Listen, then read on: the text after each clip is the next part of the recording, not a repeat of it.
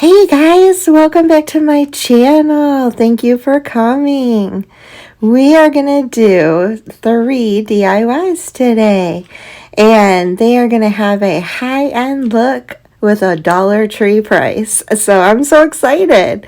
The first one is a sign that I've been wanting to do for so long, and it's using a sign from Dollar Tree. And then these pumpkin clips that I could get from my Dollar Tree. I'd never seen these before.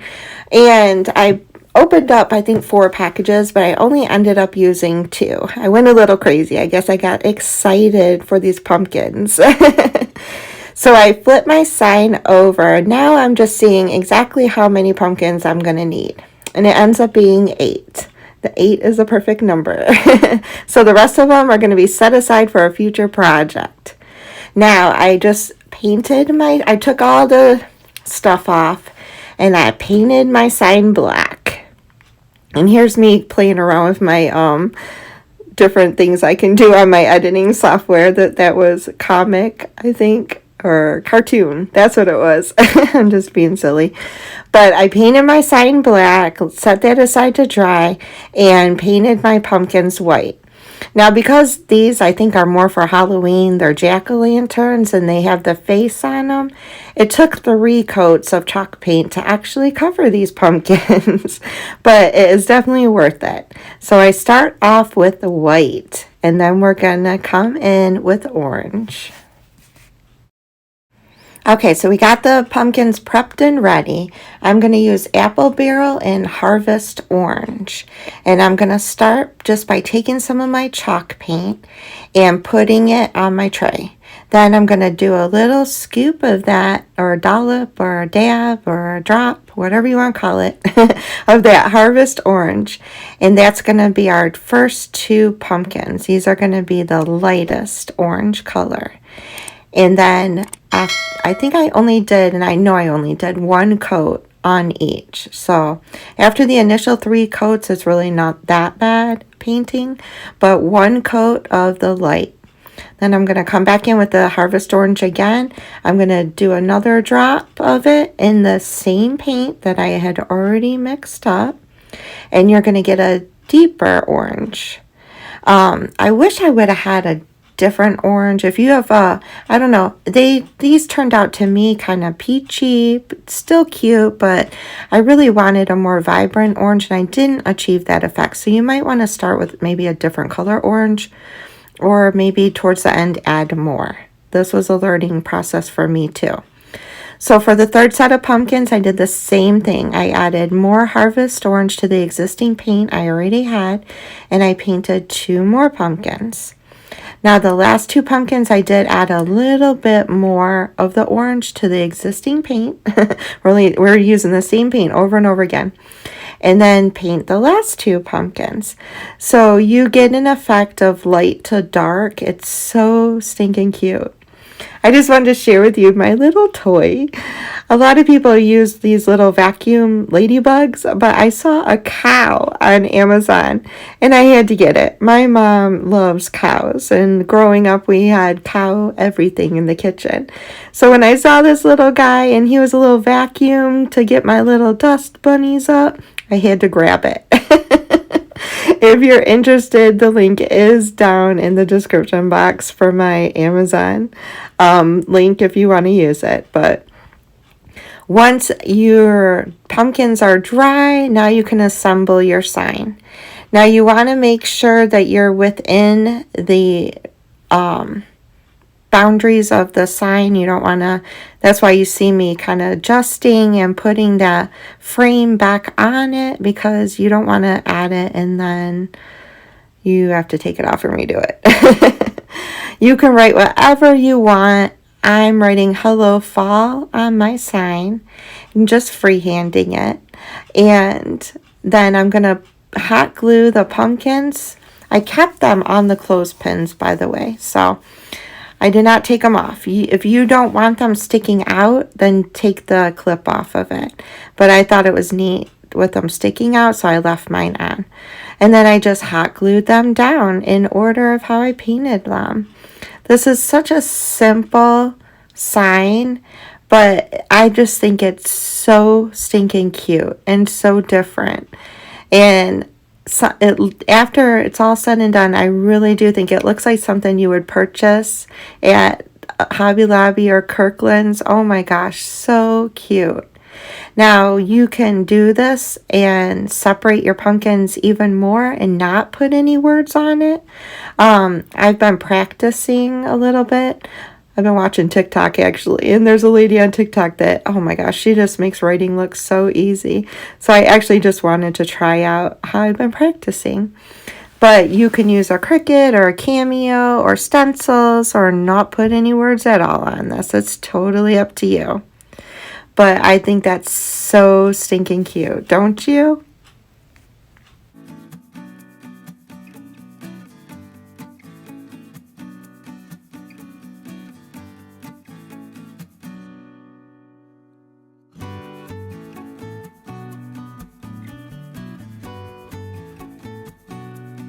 So on to DIY number 2, a bingo pumpkin.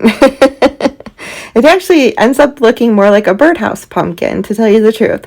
But they sell this bingo game at Dollar Tree in the toy aisle. And I was shocked when I opened it up how cool this bingo game actually is.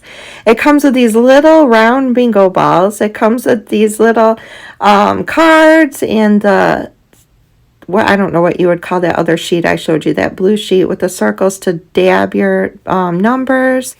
It comes with this cute little stand. Oh my gosh.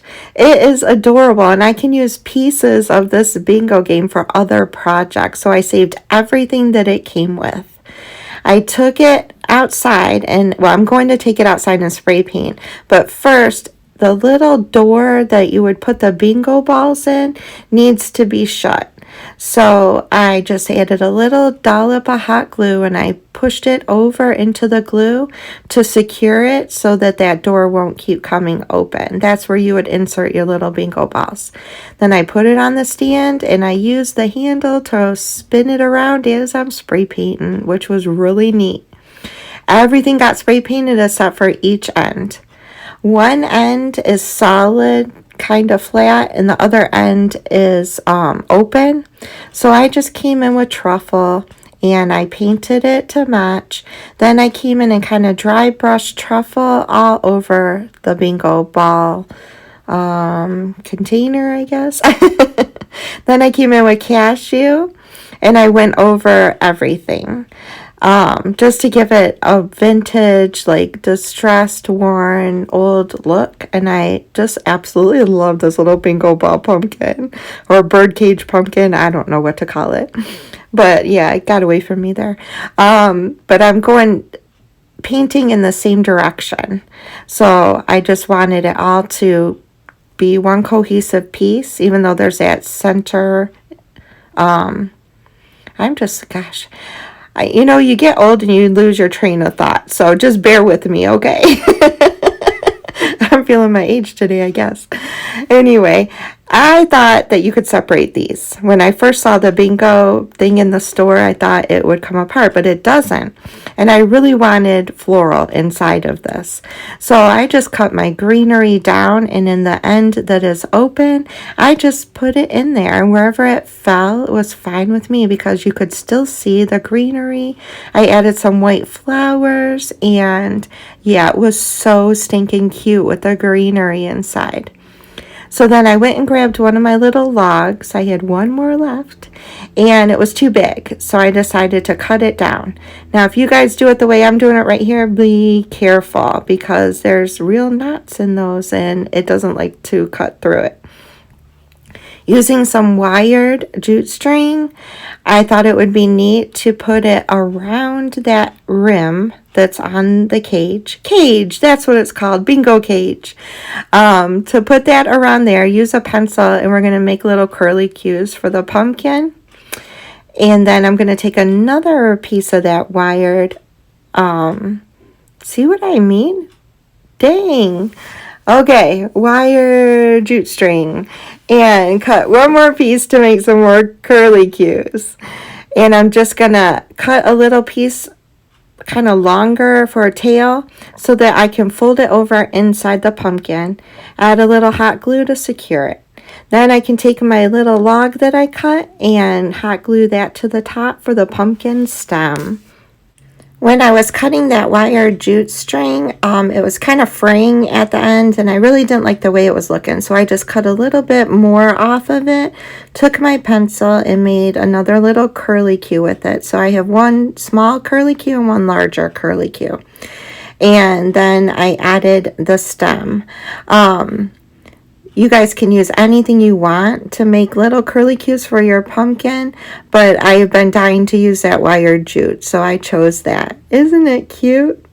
Now, before I started this, I actually did put this down and it stood up, but after I was done, it didn't want to stand up anymore. So I took my heat gun and just heated the plastic a little bit at the bottom and pushed down on my desk, and it flattened it out so that it will stand up. And there it is.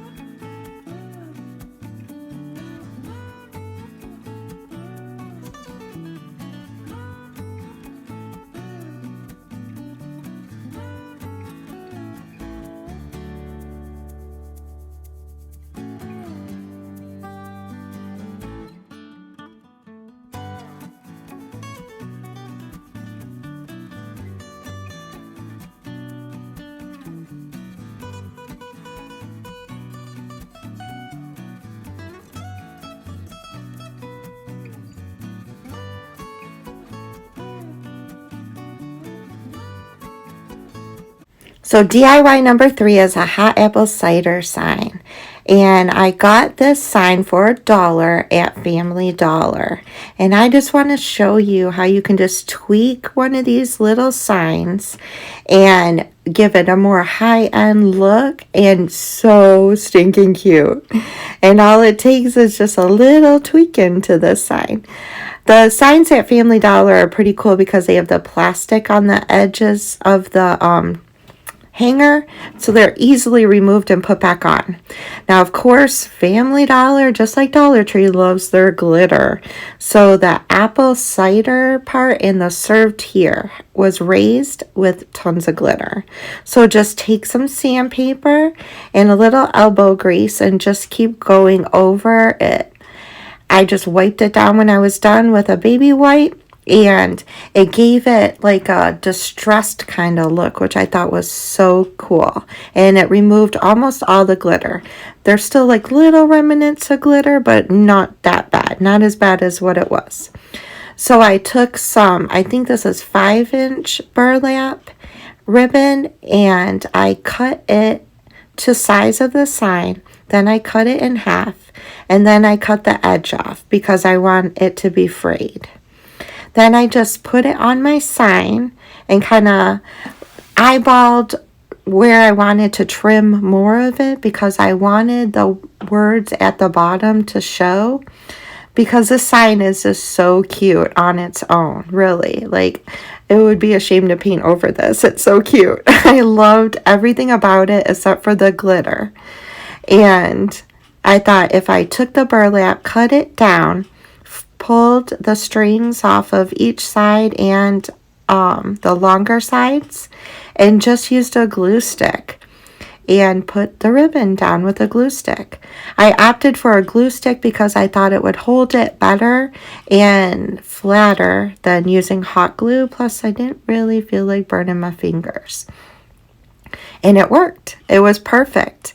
I love the frayed edge of the burlap. I think this just makes this sign like come alive, putting burlap at the top and the bottom, and it just adds to the sign. So I did the same exact thing at the top. I sized it, trimmed it, used my glue stick, made the edges frayed, and I glued it to the top of the sign.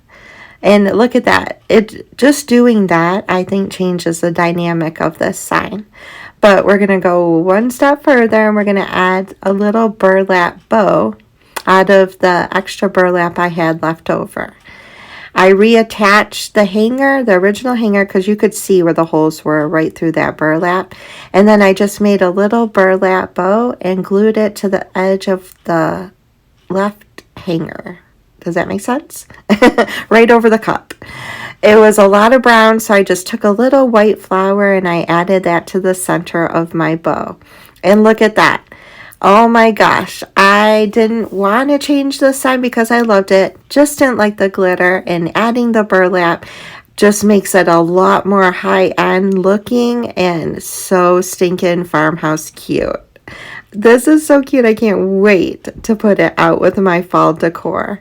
Don't we all just love hot apple cider in the fall? Oh, I know I do.